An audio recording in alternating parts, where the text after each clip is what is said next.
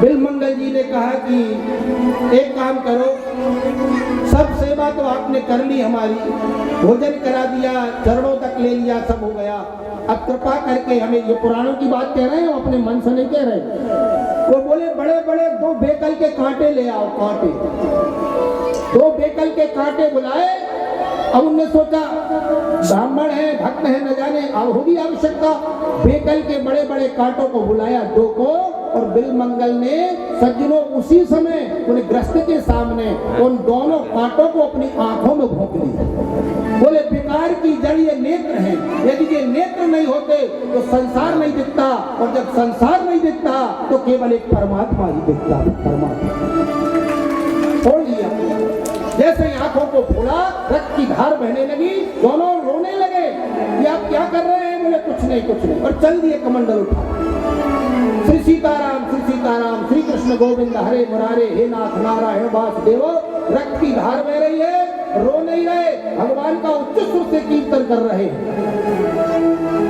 एक दिन भगवान को दया आ गई, जो कुछ मिल जाए भिक्षा पात्र में आ जाए उसी को पाके संतुष्ट रहते हैं, जल पीते हैं, नहीं मिला तो पत्ते चबाकर भगवान का भजन करते हैं। भगवान दीनानाथ तो बड़े दयालु हैं, करुणा सिंधु हैं, कृपा सिंधु हैं, मनवांछित फल देने वाले हैं, दीन बंधु हैं। भगवान के जैसा दयालु कौन है? भगवान का हृदय द्रवीभूत हो गया, दया आ गई और आए,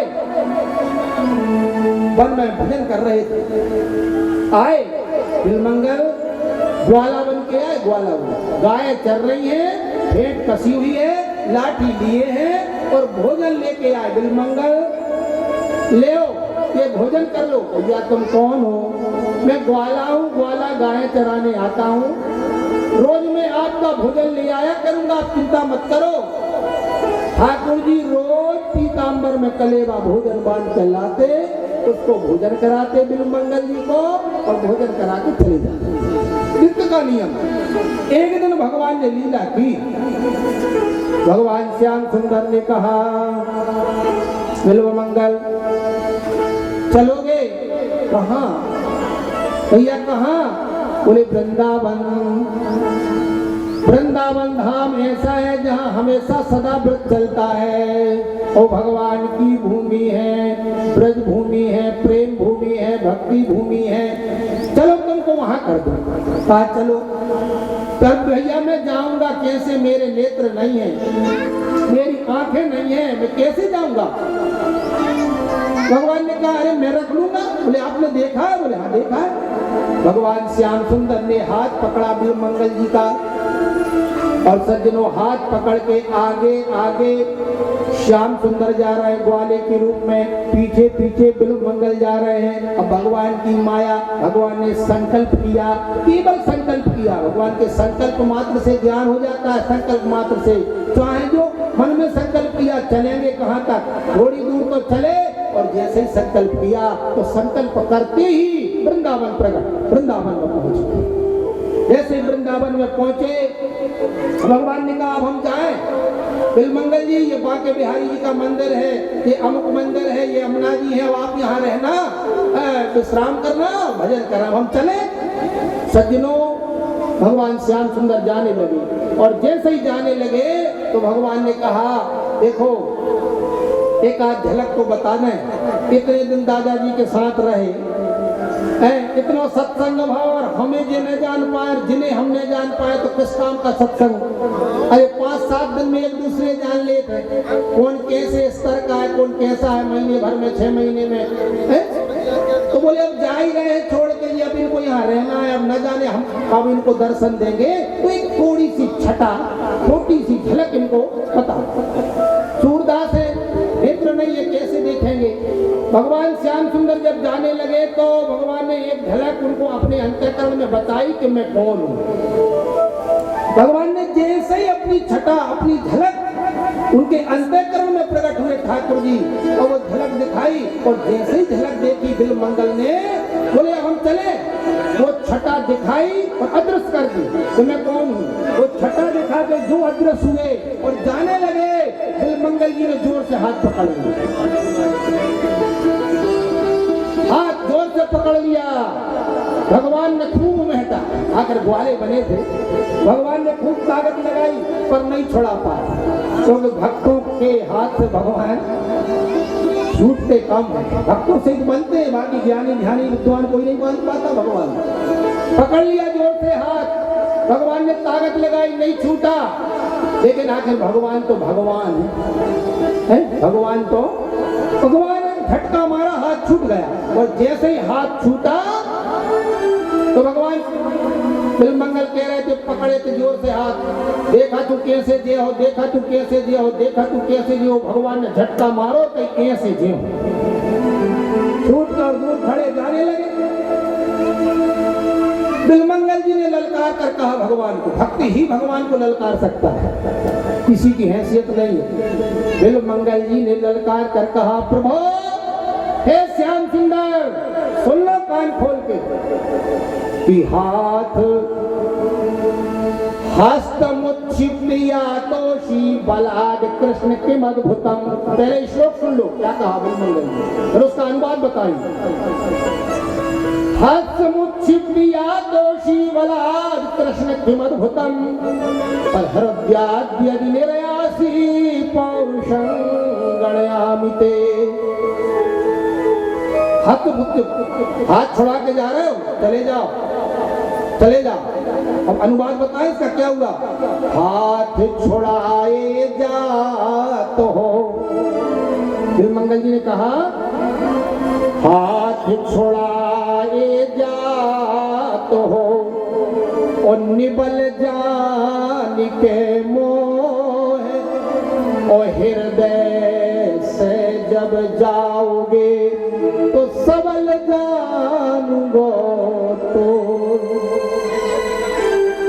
समझ गया, हाथ छुड़ाकर जा रहा मैं नबल हुआ, भगवान सबल हो, चले जाओ, लेकिन हृदय से जाकर बताना, तब जानूंगा कि तुम सबल हो। जो छटा मैंने हृदय में देख ली, अब जीवन में उसको कभी नहीं दर्शन होगा। बस समझ गए आपको। अब तो भगवान का दर्शन करते, भजन करते सज्जनों अंत तो गत्वा। बिल्वमंगल इतने विद्वान हुए, भक्तवान में कथा है, जैसे सुखदेव जी रसग्राही हुए हैं, भागवत जी के प्रेमी है, भगवान को तत्व से जाना है, तत्व वेदता है, ब्रह्मवादी है, ऐसे ही बिल्वमंगल बन गए। समकक्ष कहा है,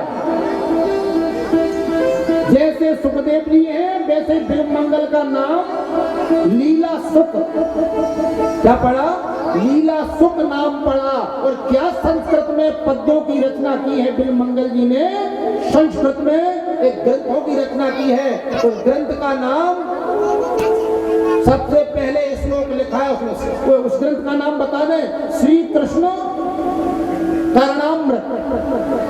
ग्रंथ का क्या नाम है, संस्कृत में लिखा है श्री कृष्ण करणामृत, और उसमें पहला श्लोक है। और उस पहले श्लोक में ध्यान दीजिए, उस पहले श्लोक में उन बिल्वमंगल जी ने सोमगिरी नाम के उनके गुरु थे, उनकी वंदना बाद में की है, और चिंतामणि की वंदना पहले की है। चिंतामणि जयति सौम्यगिरि गुरु में, शिक्षा गुरु भगवान चिकित्स मौनी। लिखा है चिंतामणि जयति सोमगिरि गुरु में, शिक्षा गुरु भगवान चिकित्स मौनी। यत्पाद कल्प तरु पल्लव शेखरेषु, लीला स्वयं बरसम लभते जयस्य। बोलिए वृंदावन बिहारी लाल की जय, विश्वनाथ भगवान की जय, नर्मदा मैया की जय। चिंतामणि जयति। हम निवेदन इतना ही कर रहे थे, आइए अपने प्रसंग पर। बिल्वमंगल जी की जो गुरु थी वो चिंतामणि बन गई, ध्रुव जी के गुरु नारद जी बन गए, प्रहलाद जी के गुरु नारद तो थी, एक कुमारी बन गई। हे माता मैं है तेरे चरणों पर बलिदान, और ज्ञान बड़ा मुझको दिया, ना भूलूं एहसान, एहसान नहीं भूलूंगा।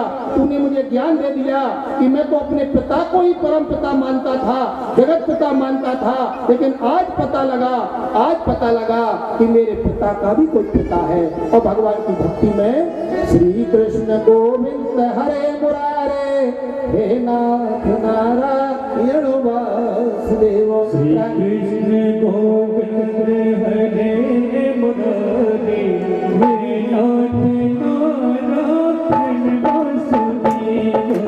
श्री कृष्ण गोविंद हरे मुरारी हे नाथ नारायण वासुदेव। पिता माता स्वामी सखा हमारे, पिता माता स्वामी सखा हमारे, हे नाथ नारायण वासुदेव।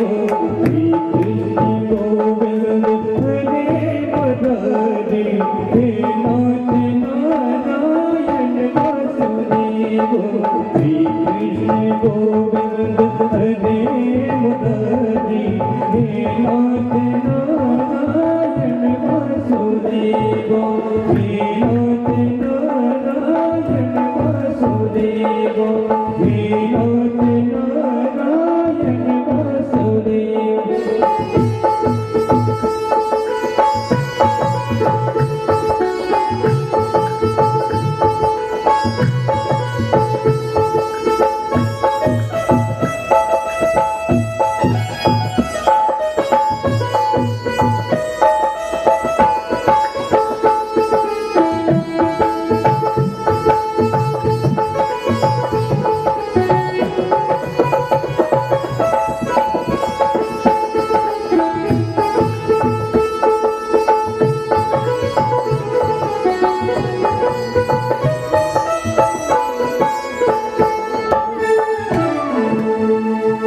मैंने तुमरे न रबना तुमरे भरोसे दीवा माई, खबर में नैया डार गई।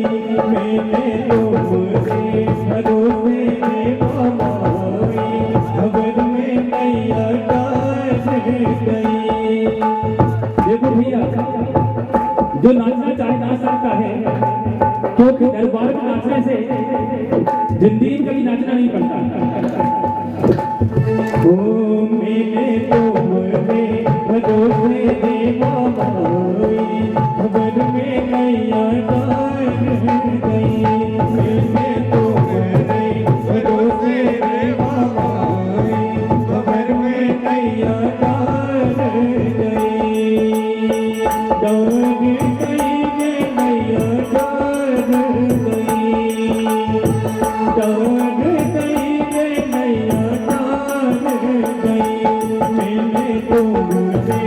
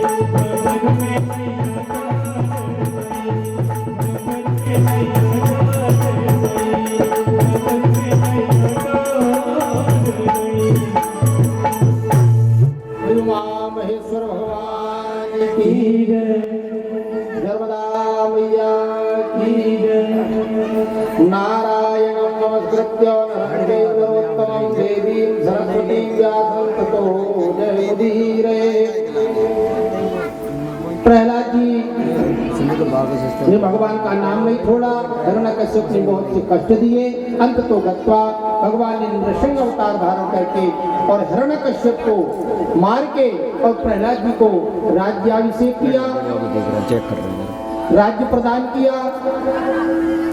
उन परम भागवत परम भक्त प्रहलाद जी यहाँ तप किया था।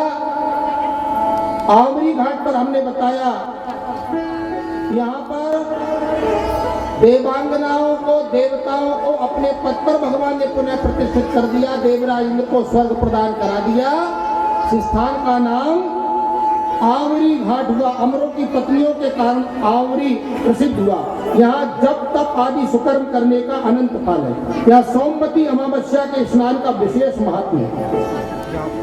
और प्रहलाद जी ने जहाँ तप किया था वो माता नर्मदा जी का पावन उत्तर तट है।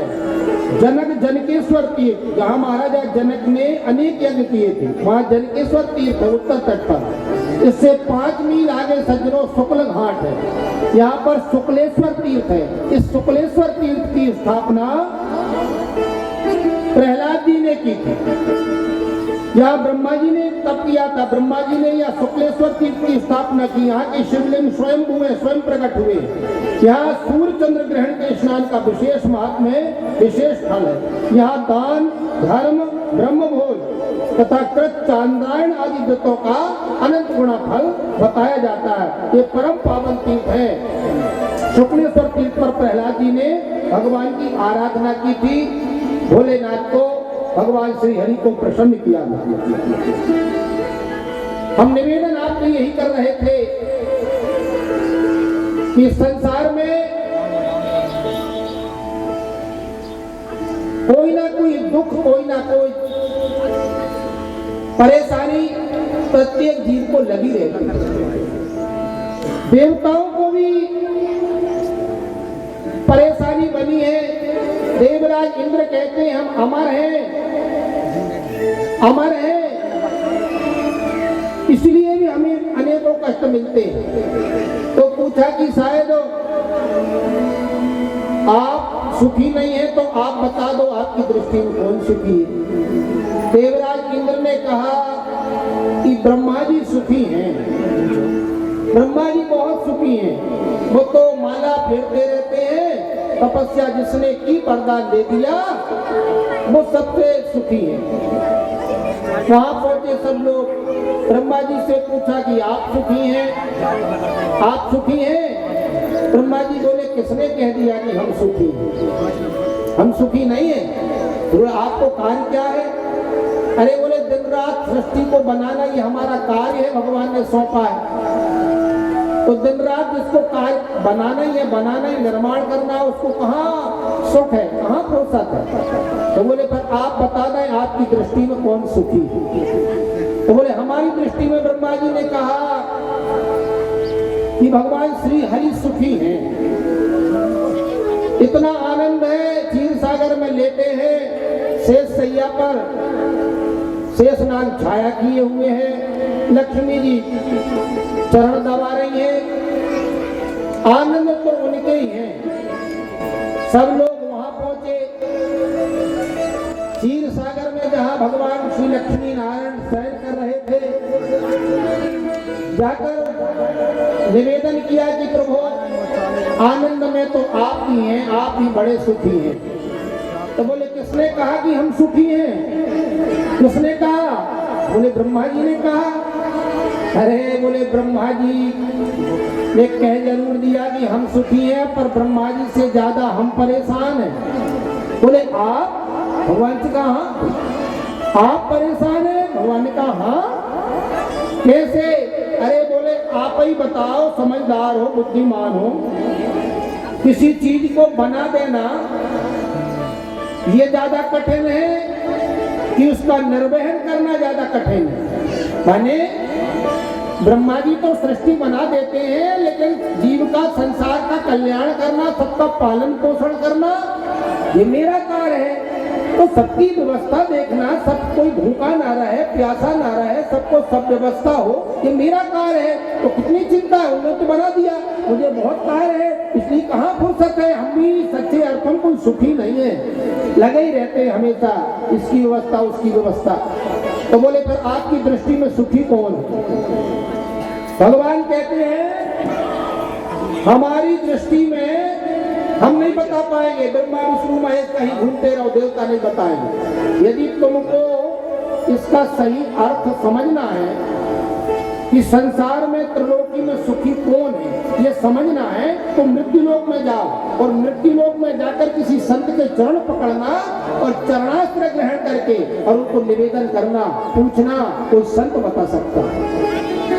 आए मृत्यु लोक और मृत्यु लोक में आकर सबने गोस्वामी श्री तुलसीदास जी महाराज जी के चरण पकड़ लिए और चरण पकड़ के कहा भगवान बता दो संसार में सुखी कौन है। बहुत घूमे आए, उत्तर नहीं मिला।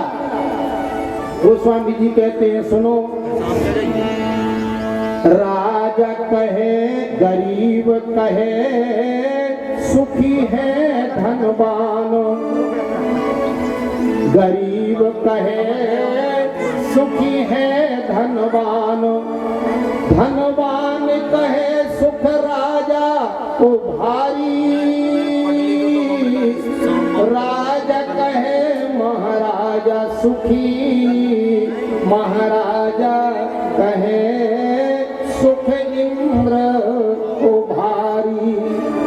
तो इंद्र कहे ब्रह्मा जी सुखी, तो ब्रह्मा जी कहे सुख विष्णु को भारी।